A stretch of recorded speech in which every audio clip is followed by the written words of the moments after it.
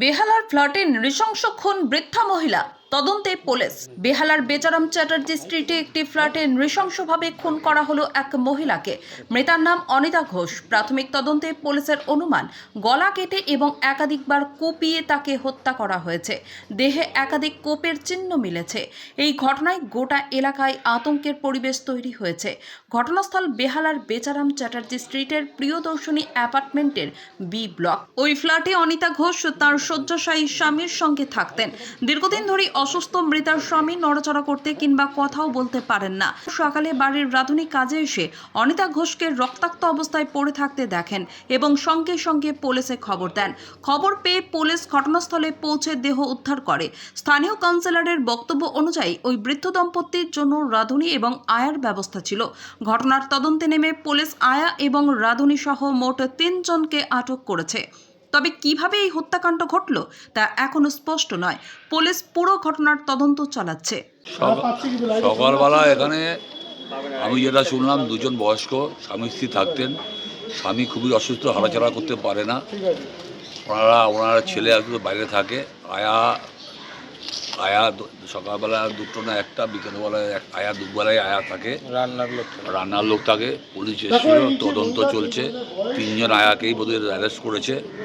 আমি একটা কথা বলবো মানুষকে, যে এই আয়া সেন্টারগুলো যত গড়ে উঠছে, আয়া নেওয়ার আগে তার প্রপার ডকুমেন্টস, ভোটার কার্ড, আধার কার্ড সব কিছু পুলিশকে ইনকোয়ারি করে নেওয়া উচিত। তাতে অনেকেই সুরক্ষিত থাকবে।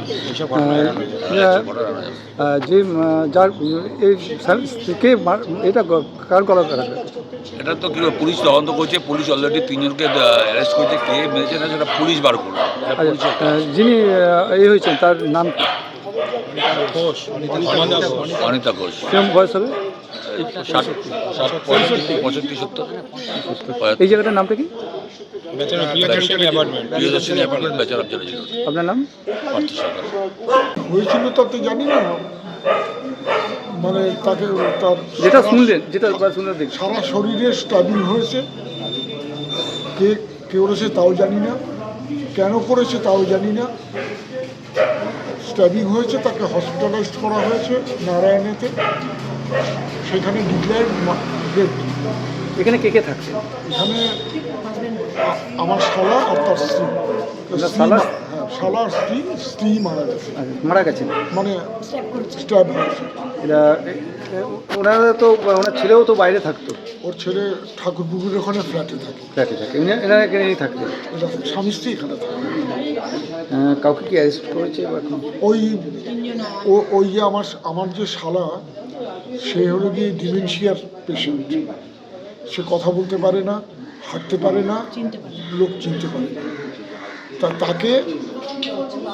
তাকে দেখাশুনো করে 2 জন মহিলা, ডে নাইট। তাদের 2 জনকে নিয়ে গেছে। আর ওদের বাড়িতে যে কুক, তাকেও নাকি শুনলাম নিয়ে গেছে।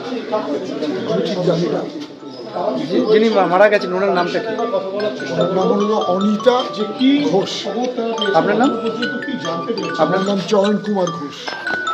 পরিবার সূত্রে জানা গিয়েছে, দম্পতির ছেলে কাছাকাছি একটি ফ্ল্যাট ভাড়া নিয়ে আলাদা থাকেন। মৃতার এক আত্মীয় বলেন, ঠিক কী কারণে এমন ঘটনা ঘটল তা আমরা জানি না। আমি যখন সেখানে পৌঁছই তখন আমার ভাইয়ের স্ত্রীকে নারায়ণা হাসপাতালে নিয়ে যাওয়া হয়েছে বলে জানতে পারি। পরে আমার ভাইপোর কাছ থেকে শুনি অত্যন্ত নৃশংসভাবে ওকে হত্যা করা হয়েছে, বারবার কুপিয়ে খুন করা হয়েছে।